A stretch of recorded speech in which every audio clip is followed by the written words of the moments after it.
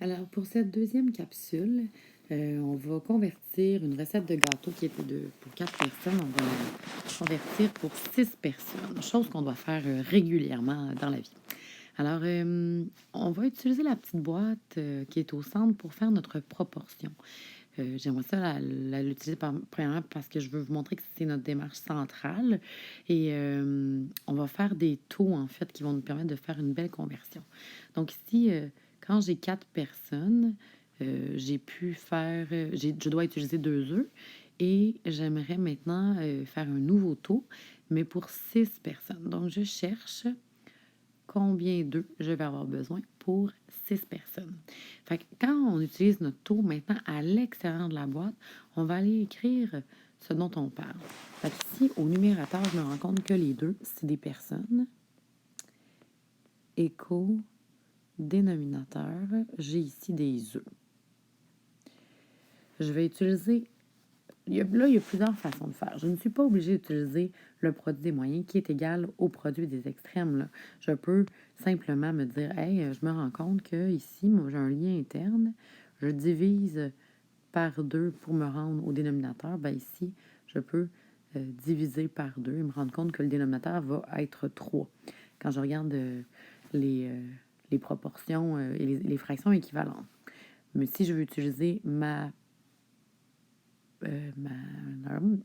voyons, le produit des moyens qui est égal au produit des extrêmes, ben 2 fois 6 qui est égal à 4 fois x.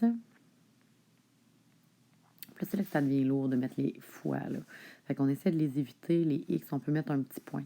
Comme ça, on ne se mélangera pas avec un x puis un fois en algèbre. Fait que là, on va comme tenter d'enlever ce petit fois-là de notre vie. Attends un peu, lui n'était pas si beau que ça. Et donc, à la fin, quand je vais faire ma division, je change de couleur, ben, je vais diviser par 4 de chaque côté et j'ai trouvé que x est égal à 3, comme je l'avais déjà trouvé. Fait qu'ici, j'ai besoin de 3 œufs. Là, vous auriez le droit de mettre une pause à cette vidéo, remplir la table, puis venir vous corriger avec moi par la suite. Sinon, vous pouvez bien m'entendre faire chacune de ces démarches-là. Je vais toujours garder mes personnes en haut. Fait que là, appelons-les P là, pour que ce soit plus clair. Fait que je vais toujours mon 4 sur pour 6 personnes. Et là, c'est du lait. Fait que là, c'est 250 millilitres de lait. Fait que là, j'ai le lait qui est au dénominateur. Et je cherche pour 6 personnes quelle quantité de lait je vais avoir besoin. Là, comme ça, dans ma tête, faire des fractions équivalentes ou regarder le lien interne dans la fraction, je trouve pas ça facile. Donc, je vais utiliser la propriété que le produit des moyens est égal au, est égal au produit des extrêmes. Donc, 6 fois 250 est égal à 4x. Je ne me gêne pas pour l'écrire tout de suite comme ça parce que je sais que c'est une multiplication que je veux faire. Et là, ça me donne 1500 qui est égal à 4x. Je vais venir diviser de chaque côté en bleu. J'ai trouvé que x était égal à 375. Fait que pour ma recette à 6 personnes, je vais avoir besoin de 375 millilitres de lait. Prochaine proportion. Oups, j'ai oublié d'utiliser. Donc, regardez la démarche que je fais. C'est très clair que j'ai utilisé le produit des moyens qui est égal au produit des extrêmes. Fait qu'on va essayer de se trouver des stratégies pour que ce soit clair la stratégie que vous avez utilisée. Maintenant, pour 600 grammes de farine à 4 personnes, je vais avoir besoin de combien pour 6 personnes? Fait que là, j'ai mis personnes que je pourrais même me faire un petit bonhomme. Personne. C'est plus clair qu'un P, je trouve. Alors que là, c'est de la farine. Ça, j'ai besoin de le dire. Fait que donc, ici, je peux encore une fois utiliser le produit des moyens qui est égal au produit des extrêmes. Donc, 600 fois 6, 3600 qui est égal à 4x. Je vais diviser par 4 de chaque côté, qui est l'opération que je répète. Et je vais trouver que pour x, c'est égal à 900 grammes.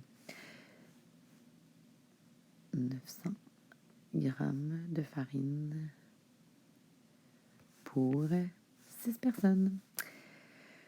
Oh, maintenant, lui va être facile parce que celui-là, pour 4 personnes, j'ai 4 grammes de poudre à pâte. Fait que ma poudre,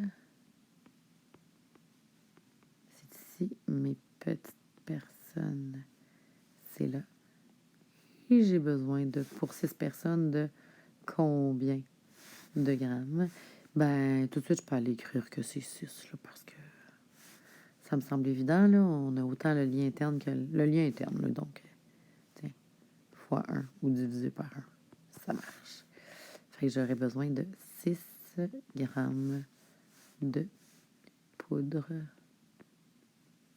à pâte. Régler ce dossier-là. Je pourrais vérifier la propriété fondamentale, mais elle va fonctionner.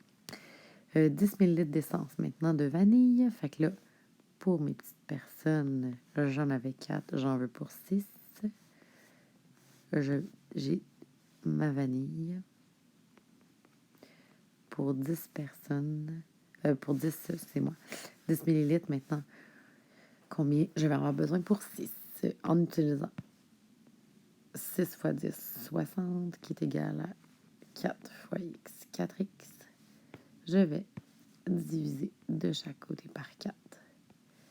Et je trouve que x est égal à 15. Donc, 15 millilitres de vanille. Dernier ingrédient, 350 millilitres de confiture. Fait que je mes personnes, ma confiture. 4 pour 350 est égal à 6 pour combien? Je montre que j'utilise le produit croisé.